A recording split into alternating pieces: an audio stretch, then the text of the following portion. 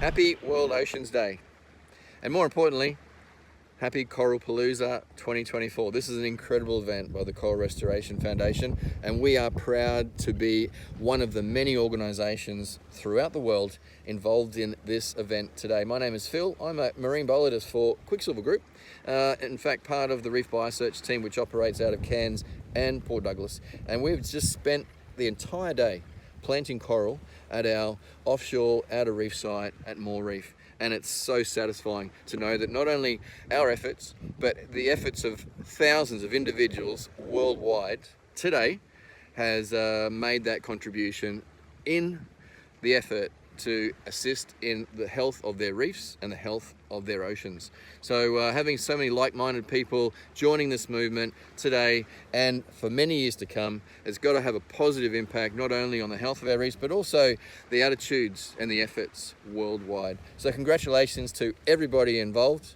and I hope that you all have a fantastic Coralpalooza 2024.